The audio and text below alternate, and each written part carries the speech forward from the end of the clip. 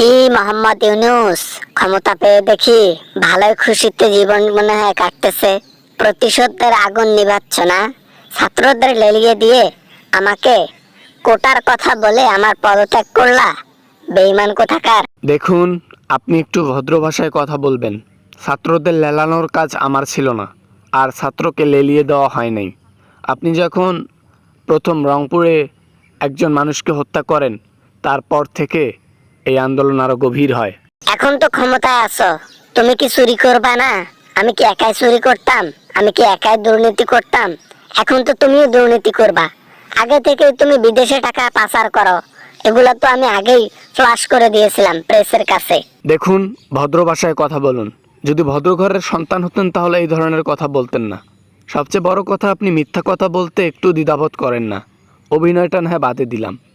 জীবনে যতদিন বেঁচে থাকবো, যে কয়দিন ক্ষমতায় আছি, ইনশাল্লাহ দেশের সম্পদ ও মানুষকে রক্ষা করব।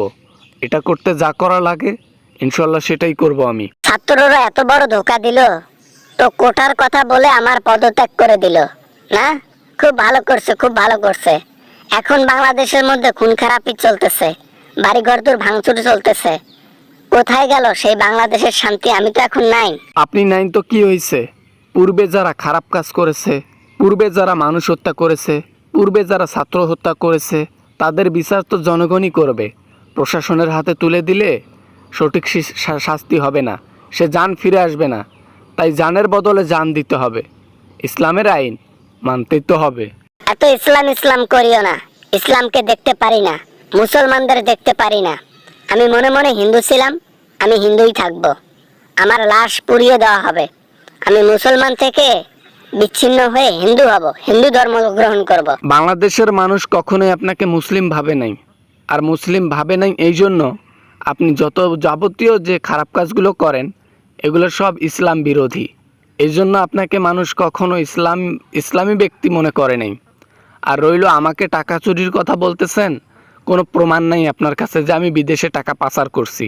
দ্বিতীয়ত, আপনারা উন্নয়নের নামে হাজার হাজার কোটি টাকা বিদেশে পাচার করছেন।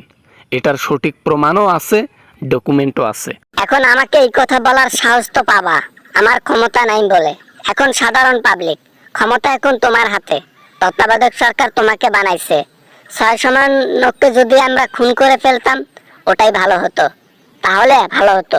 6 সমন্বয়ককে শুধুমাত্র টর্চার করছেন, আর তার জন্য যে শাস্তি ভোগ করছেন, যতদিন বেঁচে থাকবেন মনে পড়বে সেই 6 সমন্বয়কের কথা। খুন করলে তো আপনাকে দেশ থেকে বের করে দেওয়া তো দূরের কথা, কেউ আপনাকে ছাড় দিত না। একেবারে বাংলাদেশের মধ্যে আপনাকে উলঙ্গ করে পিছনে বাস দিত। যাই হোক, অশ্লীল কথা বলতে চাই না, তারপরও বলতে হচ্ছে আপনাকে।